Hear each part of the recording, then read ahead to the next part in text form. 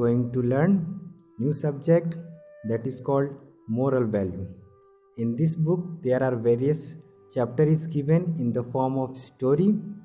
So after learning the whole story, we learn the moral value of the story. Okay, so let's start it. The first chapter name is sacrifice. So before we are going to move further in this topic, first we have to learn what is sacrifice. So if you see in the above picture, in your right hand side there is a sentence regarding sacrifice. What is sacrifice and what it means? So first we have to understand what is sacrifice. Sacrifice is being willing to give up something good for something better. इसका मतलब ये हुआ, हम कोई भी sacrifice करते हैं किसी के लिए, किस लिए? ताकि उसका कुछ अच्छा हो जाए या उसका कुछ भला हो जाए. एग्जाम्पल के तौर पे आप अपने घर पे भी देख सकते हो कि आपके माता पिता बहुत ही सेक्रीफाइस करते हैं. सेक्रीफाइस मीन्स वो बहुत ही हार्ड वर्क करते हैं, या तो कि कोई बिजनेस होगा तो उसके लिए दिन भर वो दौड़ भाग करते हैं. इस तरह से वो एक हार्ड वर्क के थ्रू आपको एक बेटर फ्यूचर के लिए तैयार करते हैं. ठीक है, क्योंकि फ्यूचर के लिए आपको अच्छे स्कूल में एडमिशन की ज़रूरत है ना, और अच्छे एडमिशन कराने के लिए फ़ीस लगती है. तो फीस पे करने के लिए वर्क करना ज़रूरी है. तो आपके पेरेंट्स जो इतने हार्ड वर्क करते हैं वो आखिर किस लिए करते हैं? ताकि आपका फ्यूचर बेटर बन सके.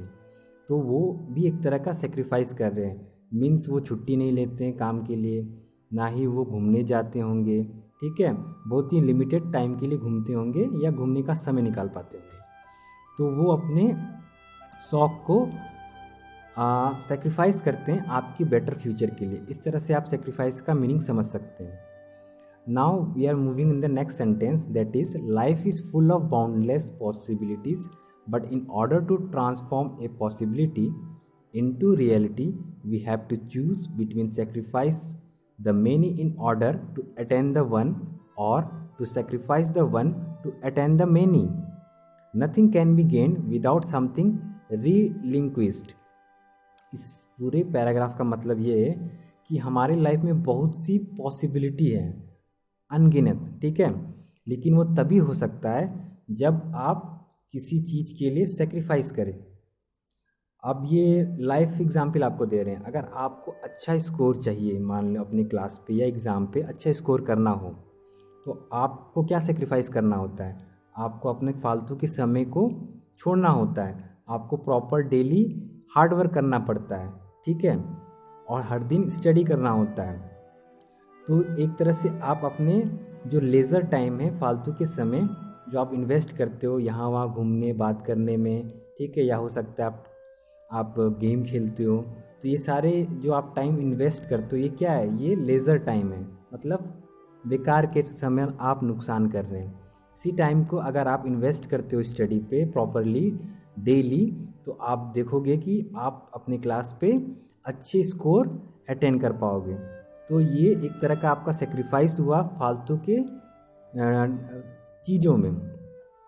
तो सेक्रीफाइस इसको कहते हैं. किसी गोल को पाने के लिए जो हम अपना फालतू का समय नहीं कहेंगे, मतलब हम अपना टाइम किसी और चीज़ में भी इन्वेस्ट कर सकते थे, लेकिन उसको ना इन्वेस्ट करके हम किसी पर्टिकुलर गोल के लिए उस चीज़ को छोड़ दिए हैं. That is called sacrifice. Okay, now we are going to read the story in this chapter and try to conceive what it is going to tell us. Okay, so let's begin. The chapter heading is The Thief Sacrifice. मतलब thief ने अपना sacrifice कर दिया. Chapter का heading है ये. अब first sentence से शुरू करते हैं. Once upon a time there lived 3 young friends. मतलब बहुत समय पहले की बात है कि 3 दोस्त लोग साथ रहते थे. One of them was Prince. He was the youngest son of the king. The second son was the son of king's minister. The third one was the son of rich merchant. उनमें से एक friend क्या था? Prince था, जो सबसे छोटा लड़का था किंग का, दूसरा जो फ्रेंड था वो किंग मिनिस्टर का बेटा था, तीसरा जो सन था वो बहुत ही बड़े रिच मर्चेंट का सन था। Okay, they were always seen together, all of them were very lazy, they never show any interest in their education और वर्क। इस पैराग्राफ का मतलब ये हुआ कि ये जो तीनों दोस्त क्या थे, हमेशा साथ रहते थे, हमेशा साथ खेलते थे, ठीक है, और ये तीनों ही बहुत ही लेजी थे, कभी भी किसी काम में इंटरेस्ट नहीं दिखाते थे, ना काम करना होता था इनको, चाहे ये इनका इम्पोर्टेंट ही वर्क क्यों ना हो, जैसे इनका पढ़ाई लिखाई हो गया या और भी इम्पोर्टेंट वर्क, किसी में भी वो काम करने में इंटरेस्टेड नहीं होते थे। The king caution his son against laziness, he even threatened to send him away from the palace if there was no change in him for the better। अब अपने बच्चों में ये लेजीनेस देखकर किंग को बहुत ही चिंता होने लगी कि उनके बेटे तो बहुत ही लेजीनेस है, बहुत ही सुस्त हैं, और किंग ने अपने बेटे को धमकाया कि अगर तुम अपनी आदतों में सुधार नहीं लाओगे तो मैं तुम्हें राजमहल से बाहर कर दूंगा। पर राजा ने देखा कि उनकी इस बातों का कोई असर उनके बेटे पे नहीं पड़ रहा था। इसी तरह जो बाकी मिनिस्टर और मर्चेंट के बेटे थे उन पे भी इस तरह के धमकाने का कोई असर नहीं हुआ, ठीक है। The minister and the rich merchant also threaten their son in the same way. The three friends got together and discussed the situation. The minister's son said, "We can go anywhere, but we have no money, and we can ask only our fathers for the money." तो तीनों दोस्त मिलके इस situation के बारे में आपस में बात करना शुरू कर दिया। तो सबसे पहले मिनिस्टर का सन ने कहा कि हम कहीं भी जा नहीं सकते क्योंकि हमारे पास पैसा नहीं है, और पैसा के लिए हमें अपने पिताजी से पैसा मांगना पड़ेगा। Now we are moving next sentence. The merchant son said, I have a plan, there is a mountain nearby, I have heard that it has many precious stone, rubies and diamond, then let us go there, if we are able to find this gems we need not ask for help from our parents, said the prince. इसका मतलब ये हुआ कि उन तीनों दोस्तों में से जो मर्चेंट का बेटा था उसने क्या कहा कि उसके पास एक प्लान है, और वो प्लान क्या है कि उसने सुना है कि माउंटेन के किनारे बहुत सारे हीरे जवाहरात रखे हुए हैं, तो हम लोग सब चलते हैं वहाँ और वो जेम्स रख लेते हैं अपने पास।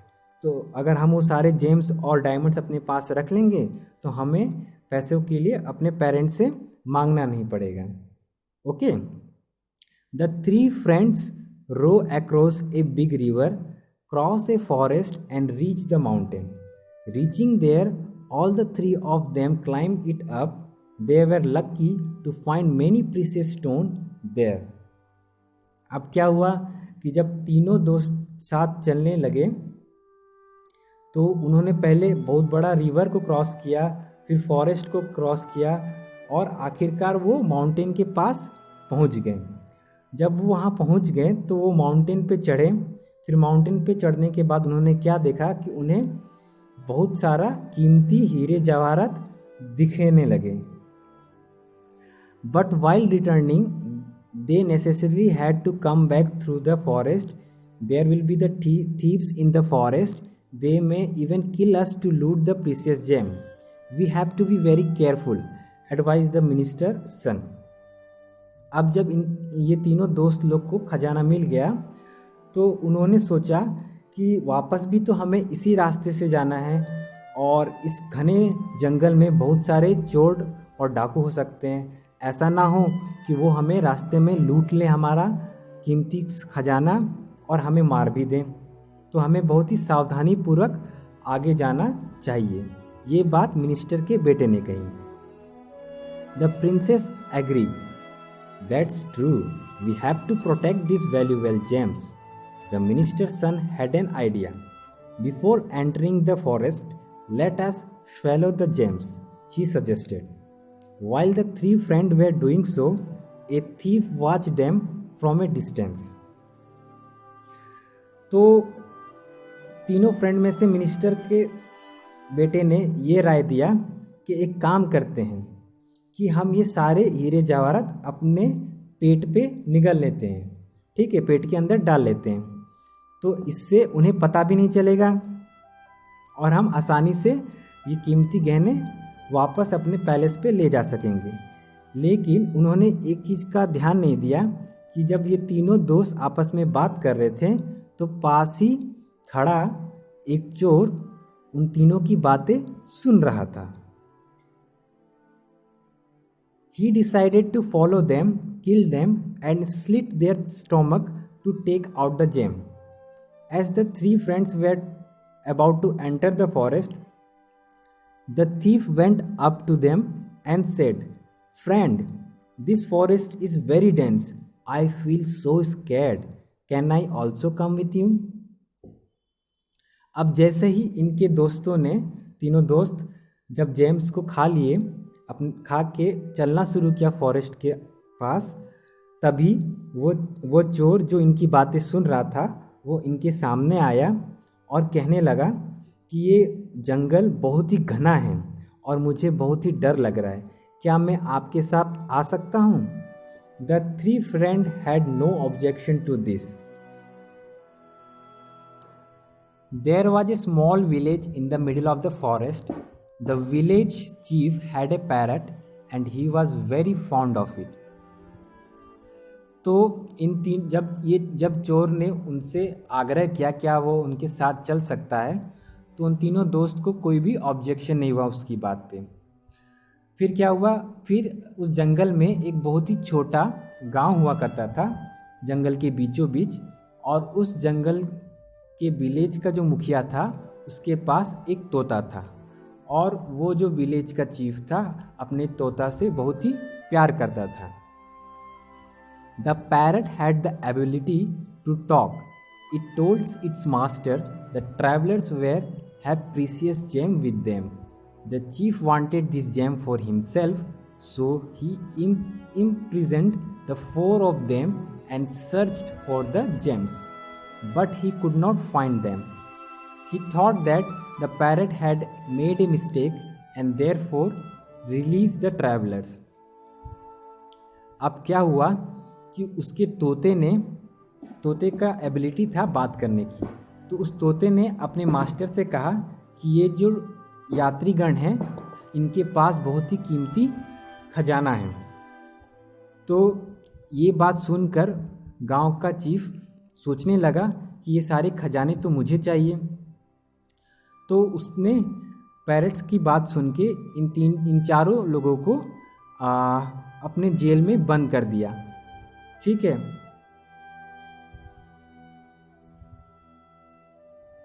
जेल में बंद कर दिया और इसके बाद उनकी तलाशी ली गई अच्छी तरह से। लेकिन जब उन्होंने देखा कि तलाशी के बावजूद भी उनके यहाँ से कोई भी कीमती सामान बरामद नहीं हुआ, तो उसने सोचा कि शायद हो सकता है तोते को गलतफहमी हुई हो और उसने गलत बात कह दी है। तो ये सोच के विलेज का मुखिया ने इन चारों दोस्तों को आज़ाद कर दिया। Just as they were about to leave the village, the parrot once again said, "The travelers have precious gems." The chief imprisoned them again, stripped them, and searched through for the gems. "They must have swallowed them," thought the chief. "I will slit your stomach tomorrow, then the gem will be mine," said he, and threw them into the prison.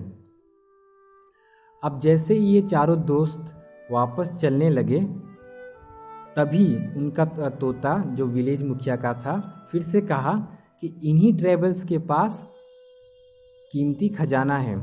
ये सुन के गांव का मुखिया ने उन्हें फिर से पकड़ लिया और इस बार और अच्छे से तलाशी लिया गया। जब तलाशी लिया तो गांव का मुखिया सोचने लगा कि हो सकता है इन्होंने सारा खजाना अपने पेट में रख लिया हो। ऐसा सोच के उसने चारों दोस्तों से कहा कि कल सुबह मैं आप चारों का पेट फाड़ूंगा और आपके पेट के अंदर से कीमती खजाना निकाल लूँगा। ये कह के उन चारों को उन्होंने कैद कर लिया। The four of them could not get a wink of sleep.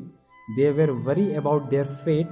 The thief thought to himself, even if my stomach does not contain any gem, I cannot escape from the death. But I can save others' lives. I will ask the chief to slit my stomach first. When he will not find any gems in my stomach, he will let go of the others. I am bound to die, but let me at least save the lives of these three. The thief therefore spoke to the chief, Sir, please slit my stomach first. I cannot bear to see my brother die. अब क्या हुआ कि इन चारों दोस्तों को जब jail में बंद कर दिया गया तो ये तीनों दोस्त बहुत ही घबरा गए और घबराने के मारे वो रात भर सो नहीं पाए। लेकिन जो चौथा यात्री था, जो कि एक चोर था, वो सोचने लगा कि मेरी किस्मत में तो आज नहीं तो कल मरना तो लिखा ही है, क्यों ना मैं इन तीनों की जान बचा लूं। ऐसा सोच के चोर ने गांव के मुखिया से कहा कि सर, आप पहले मेरा स्टोमक काट ले, अगर आपको कोई भी जेम्स नहीं मिलेगा तो आप इन तीनों को छोड़ दीजिएगा।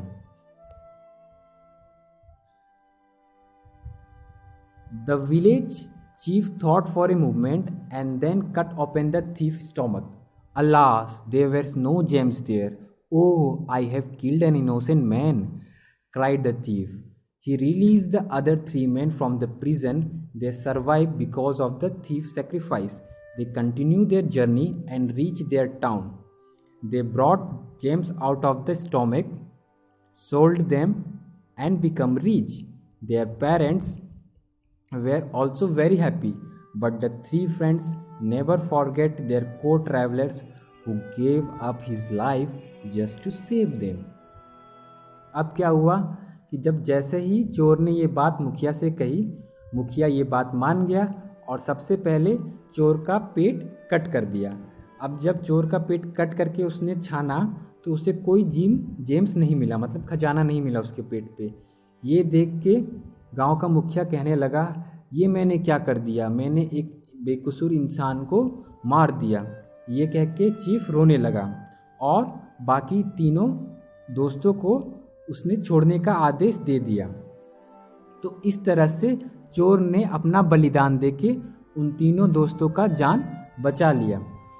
जब ये तीनों दोस्त अपने घर पहुँचे कीमती खजानों के साथ, तो उनके पेरेंट्स बहुत ही खुश हुए। लेकिन ये तीनों फ्रेंड आपस में सोचने लगे कि आज उनकी जान जो बची है वो थीफ के सेक्रीफाइस के कारण ही बची है। So this is the whole story of this chapter. I hope every student will understand it. So if you understand it very well, then you should solve the following question and answer by yourself. I will provide you detailed question and answer in the upcoming session video. Okay, have a nice day.